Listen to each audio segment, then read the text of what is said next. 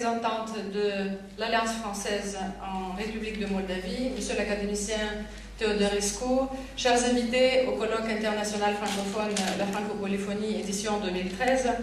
Cette année, la francophonie est célébrée sous le signe de la solidarité de la langue française que le secrétaire général de l'Organisation internationale de la francophonie, M. Abdou Diouf, a appelé métaphoriquement le trait d'union linguistique dans son message inaugural à l'occasion de la Journée internationale de la francophonie. Célébrer la francophonie aujourd'hui signifie tout d'abord célébrer la langue française. La langue française tellement fédéralisatrice car 200 millions d'habitants à travers le monde la parlent. Et nous aimons bien cet accent canadien qui est très doux, l'accent gabonais, l'accent vietnamien, parce que le français en fait c'est un phénomène pluriel. Certainement, chers participants au colloque Francopoliphonie 2013, vous allez bien aimer l'accent du français qui est parlé en République de Moldavie. Cet accent qui souvent risque de ne plus être un accent car l'attachement et l'amour pour la langue française est tellement grand dans cet espace bessarabien.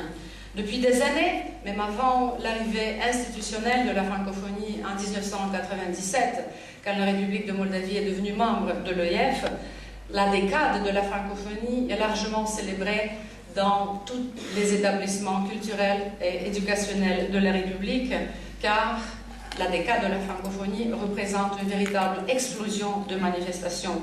Et dans ce sens, le colloque La Francopoliphonie est devenu depuis 2006 l'événement scientifique phare de la décade de la francophonie, ayant une idée d'un Canadien à la source qui a été lancée par M. Pierre Morel, notre collaborateur, ancien professeur de l'ULIM. C'est à lui qu'appartient le nom La Francopoliphonie.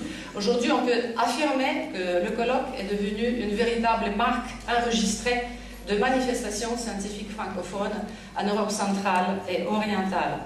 Durant les 8 années de son existence, le colloque a rassemblé des personnalités éminentes autour des tables de discussion dans le domaine des sciences philosophiques et philologiques, tels que Jean-René Ladmiral, François Astier, Jean-Claude Chémard, Catherine Durandin, Liliane Ramarossoa, Alain Vuillemin et d'autres collègues de tous les coins du monde francophone.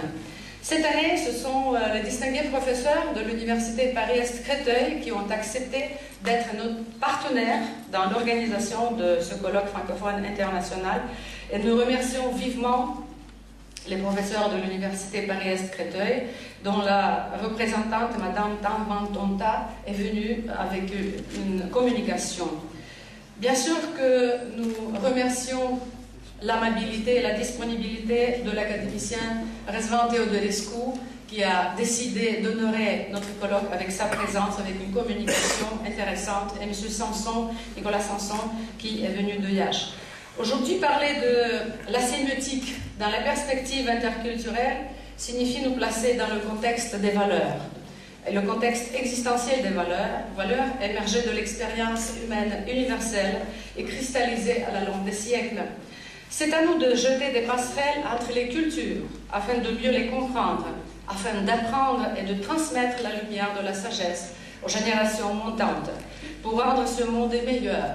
Or, moi, incurable optimiste que je suis, je crois que c'est le meilleur des mondes possibles, comme l'a dit le personnage Pangloss du conte philosophique de Voltaire. Et pour continuer dans le même sens, si la francopoliphonie est née à l'Université libre internationale en Moldavie, c'est qu'elle ne pouvait pas naître ailleurs.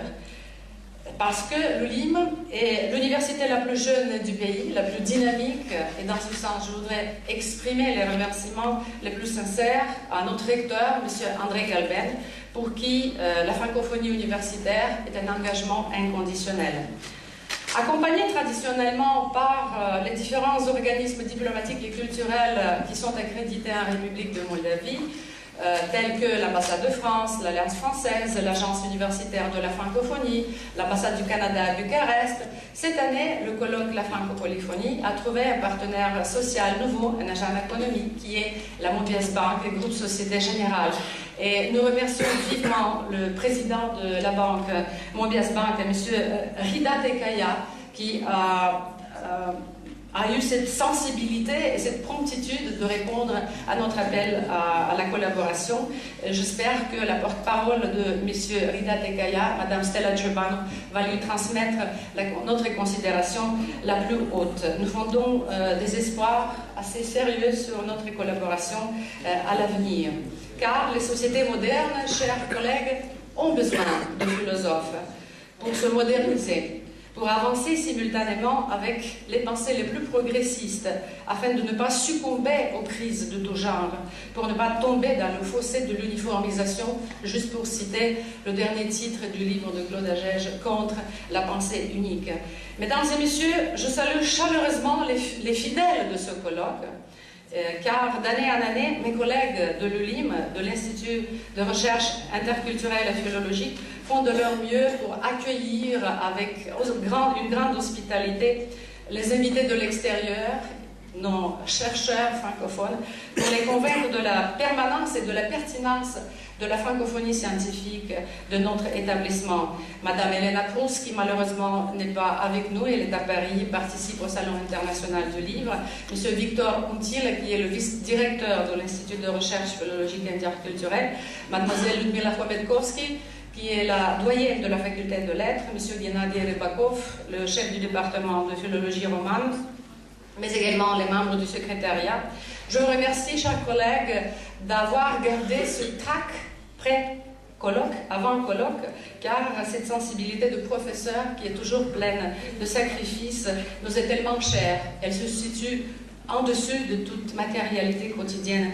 Mesdames et messieurs, je souhaite des travaux fructueux à notre colloque international de francophonie qui cette année se déroule avec le générique, l'interculturalité, la mondialisation sémiotique à travers la littérature, la linguistique, la traduction et la communication. Vive la francophonie et vive la langue française.